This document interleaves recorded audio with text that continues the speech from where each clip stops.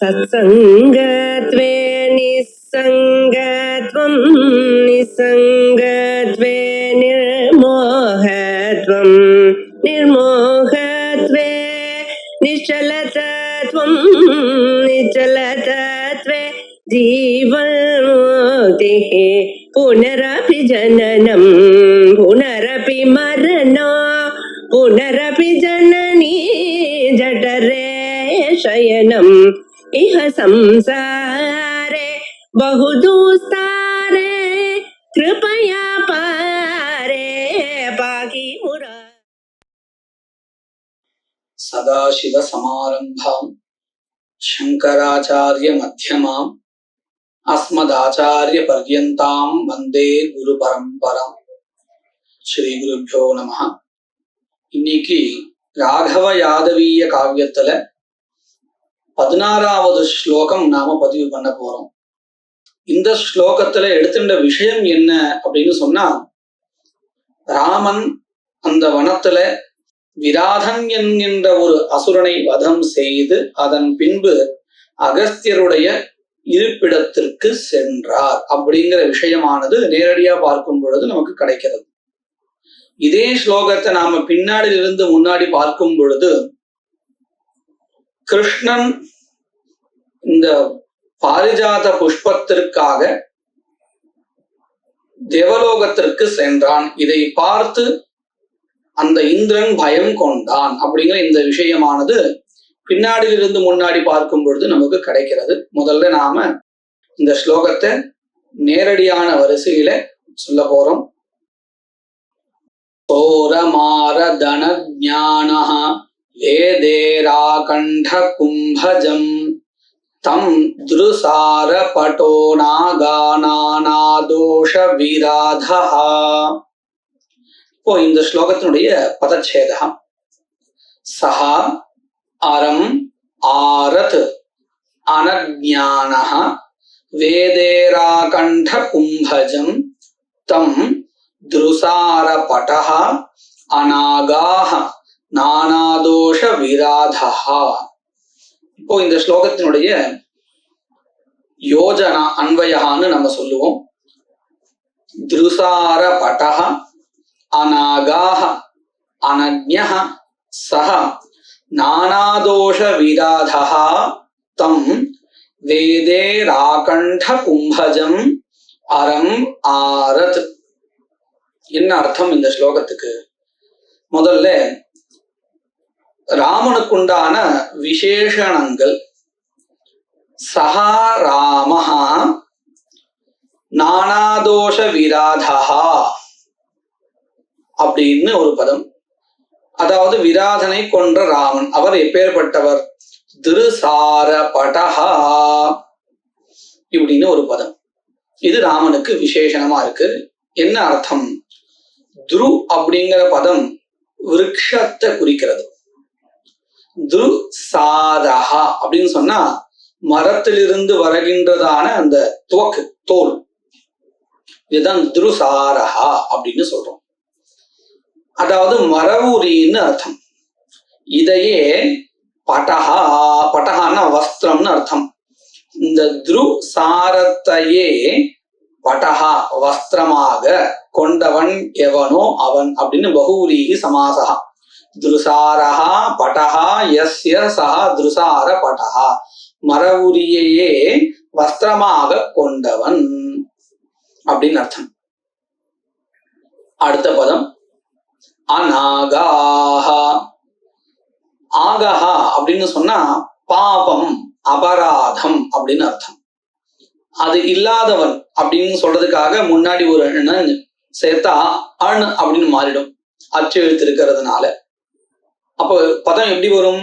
அநாகாஹா அனபராதா நிரபராதா அப்படிங்கிற ஒரு அர்த்தம் கிடைக்கும். குற்றமற்றவன். ஏன் இப்போ இந்த விசேஷனம் சொல்லணும் அப்படின்னு கேட்டா, இந்த ராமன் வனவாசத்திற்கு அப்பாவுடைய வாக்கியம் காப்பாத்துறதுக்காக கிளம்பிட்டார்.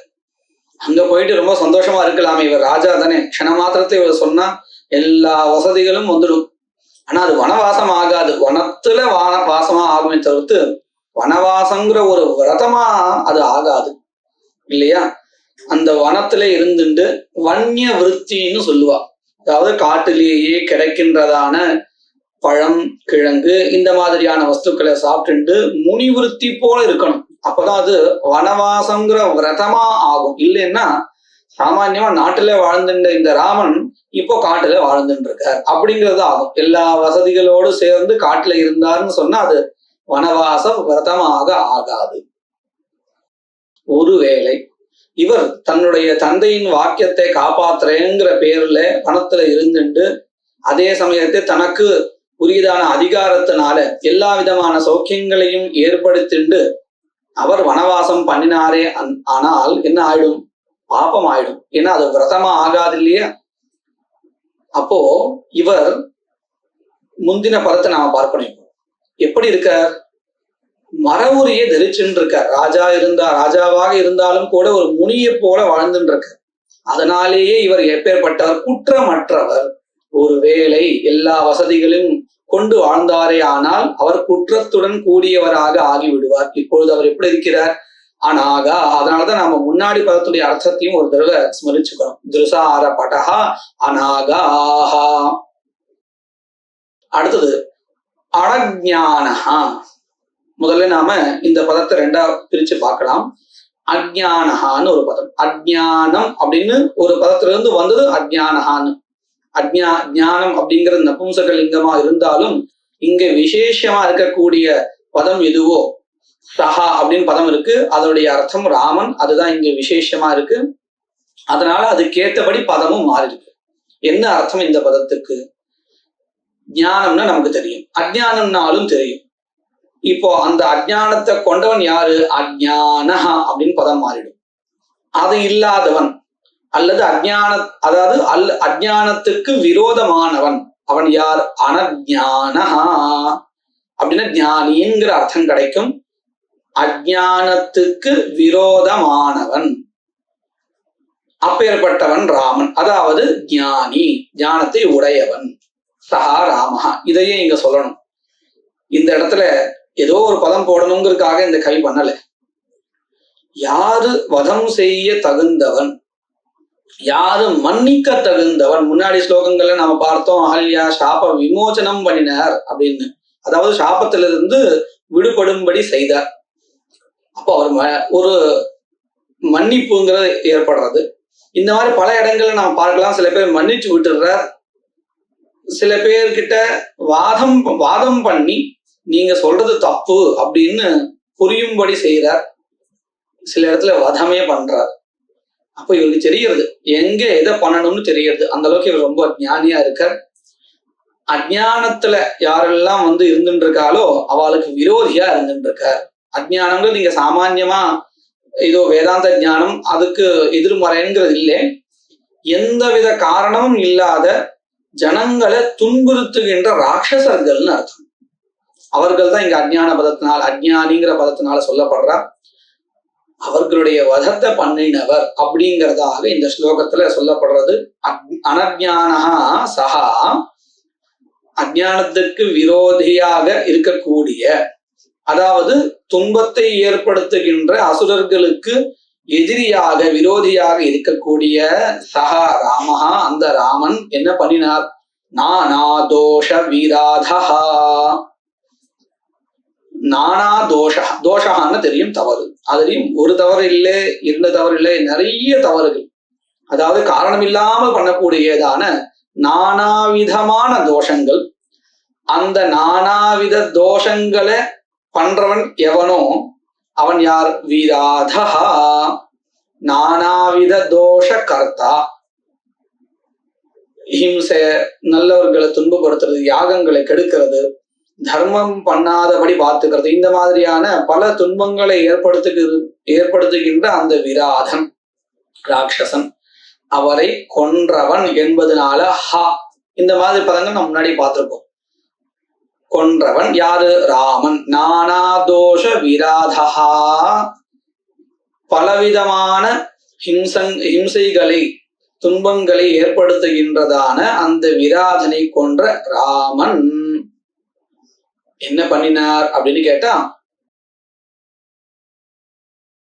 தம் கும்பஜம் முனிம் பிராப்தவான். யாரு? கும்பஜகான்னு பேர், அகஸ்திய முனிவருக்கு பேர். எப்பேற்பட்டவர் அவர் அப்படின்னு கேட்டா, வேதேராகண்ட கும்பஜம். எப்பேற்பட்ட அந்த அகஸ்திய முனிவரை போய் அடைந்தார் அப்படின்னு கேட்டா, வேதேராகண்ட கும்பஜம். என்ன அர்த்தம்? வேதகான்னு நமக்கு தெரியும். ஈரா அப்படின்னா வாக்கியம்னு அர்த்தம். நம்முடைய அந்த சொல், வேதத்தையே சொல், அதாவது வேதத்தை தன்னுடைய கண்டத்துல ஒரு சொற்களுடைய கூட்டமா வச்சுட்டு இருக்க அப்படின்னு என்ன அர்த்தம்? வேதத்தை முழுவதும் கற்றறிந்து தன்னுள்ளே வைத்து கொண்டு இருக்கிறார். அதனாலதான் வேதே ராகண்ட கும்பஜா, வேதத்தை கண்டத்திலேயே ஒரு சொல்லாக வைத்து கொண்டு இருக்கக்கூடியவர். அப்பேற்பட்டவரை தம் வேதே ஆகுண்ட கும்பஜம், ஆகண்ட கும்பஜம்னு சொல்லணும்.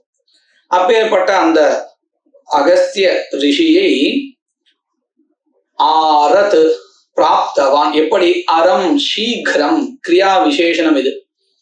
சீக்கிரம் பிராப்தவான். இப்படியாக இந்த ஸ்லோகத்தை நம்ம நேரடியா பார்க்கும் பொழுது ராமன் இந்த அசுரனாக இருக்கக்கூடிய விராத வதம் பண்ணி கும்பஜன்மாவாகிய இந்த அகஸ்திய முனிவரை அடைந்தார் அப்படிங்கிற அர்த்தம் கிடைக்கிறது. இதே ஸ்லோகத்தை நாம பின்னாடியிலிருந்து பார்க்கும் பொழுது என்ன கிடைக்கிறது? முதல்ல இந்த அர்த்தத்தை நாம பார்க்கிறதுக்கு முன்னாடி இந்த ஸ்லோகத்தை பார்ப்போம். ஹாதரா விஷதஹ நானாகாநாடோபரசாத்ருதம் ஜம்பகுண்டகரா தேவேனஹ அஜ்ஞானதரம் ஆரசஹா. இப்போ இந்த ஸ்லோகத்தினுடைய பதச்சேதா.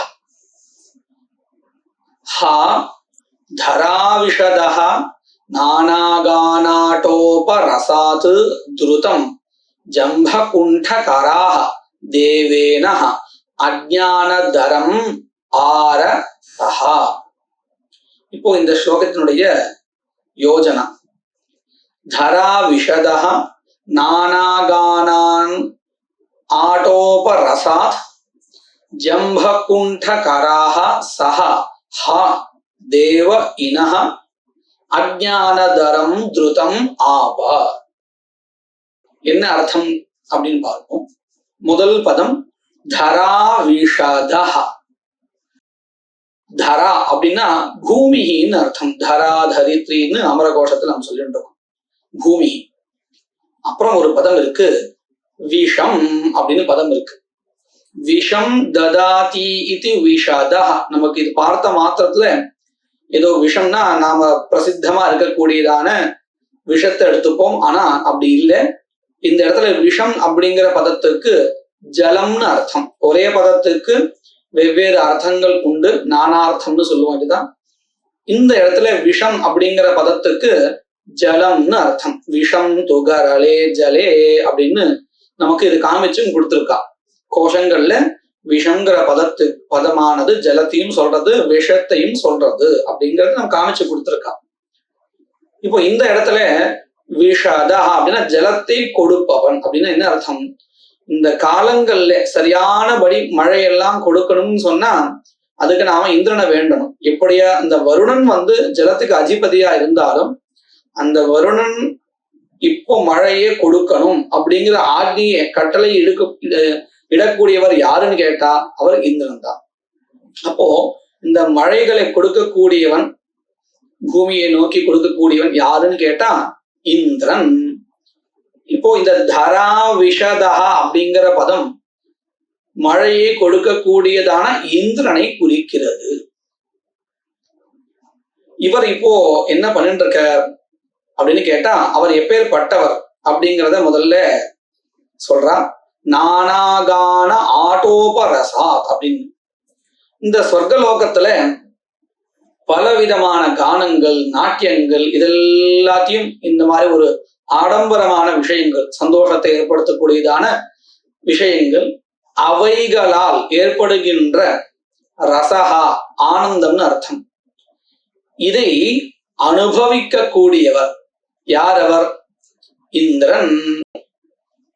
நானா கான ஆட்டோப, ஆட்டோபம் சொன்ன ஆடம்பர அப்படின்னு அர்த்தம். அதிலிருந்து உண்டானது எது? ரசம், ஆனந்தம் அப்படின்னு அர்த்தம். அப்தி, அத்தின்னா அனுபவிக்கிறான்னு அர்த்தம். அப்பேற்பட்டவர் நானாகான ஆடோபரசாது ஜம்பகுண்டகராஹ. இதுவும் இந்திரனை தான் குறிக்கிறது. இவர் எப்பேற்பட்டவர்? வெறும் சுகபோகங்களுக்கு மாத்திரம் ஈடுபட்டவர், அதுல மாத்திரம் ஈடுபட்டவர் அப்படிங்கிறது கிடையாது. இவர் மக்களுக்கு துன்பம் தரக்கூடியதான அசுரர்களையும் தன்னுடைய பராக்கிரமத்தால வென்றவர் அப்படிங்கிறத காமிக்கிறதுக்காக ஜம்பஹா அப்படின்னு ஒரு அசுரன், ஜம்பகஸ்ய, அதாவது ஜம்பஹா என்கின்ற பெயரை கொண்ட அசுரனுடைய குண்டகாஹ, குண்டகஹ, குண்டகஹன பஞ்சகஹா. இப்படி இந்த அசுரனை கொன்றதுனாலேயே இவர் ஒரு சம்பத்தை அடைந்தார். சம்பத் அப்படின்னா செல்வம் மட்டும்தான் இல்லை, புகழும் உண்டு. இப்படி இவர் துன்பத்தை தருகின்றதான ஜம்பா அப்படின்ற ஒரு அசுரனை கொன்று அதனால் புகழை அடைந்தவராக இருக்கிறார் அப்படிங்கறத குறிக்கிறதுக்காகத்தான் இந்த பதத்துல கடைசியில ராஹா அப்படின்னு பதம் வருது. ரயிலிருந்து வந்திருக்கு. ரயில்னா சம்பத்துன்னு.